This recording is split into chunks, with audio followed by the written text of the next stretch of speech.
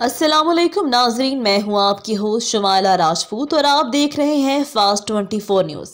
खबर शामिल करते हैं हमारे रिपोर्टर पंजाब पीर मोहम्मद फुकराज अब्बासी की रिपोर्ट के मुताबिक बताया जाता है कि खुदा की नाराजगी से बचिए। 48 घंटों से 72 घंटों में पाकिस्तान और इंडिया में शदीद नौयत के जल्जले की मुसलसल पेशन गोयां की जा रही है।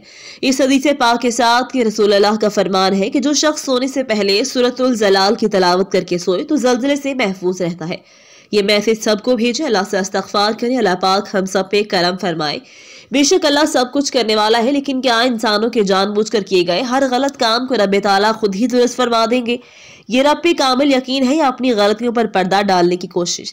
तमाम तमहीद इसलिए बांधी जा रही है कि आप लोग की तवज्जो इस जानिब मकबूल करवाई जा सके कि पाकिस्तान में आजकल सब अहम शोबा तामीरात का है, जो हुकूमती मराद पे काम करता है, सबसे ज्यादा नफा बख्श कारोबार है और सबसे ज्यादा कम टैक्स देता है।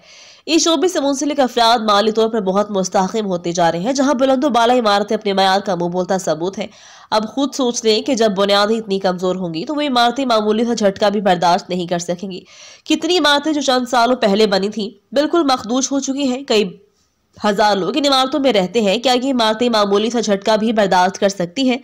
खुदारा होश की ना खुले, बड़े नुकसान से और खुदा की नाराजगी से बचिए। कमजोर इमारतों को खाली करवाई और बिल्डिंग कंट्रोल अथॉरिटी को ईमानदार अफराद के सपुर्द कीजिए। दूसरी तरफ बिल्डर माफिया से मोदबाना गुजारिश है कि बहुत माल बना लिया, आप कुछ खुद पर भी रहम करें, क्योंकि बेशक खुदा की लाठी बेआवाज है, सब यही धरा रह जाएगा जब लात चलेगा बंजारा।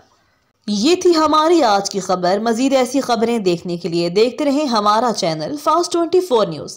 अपनी होस्ट शुमाइला राजपूत को दीजिए इजाजत। अल्लाह ने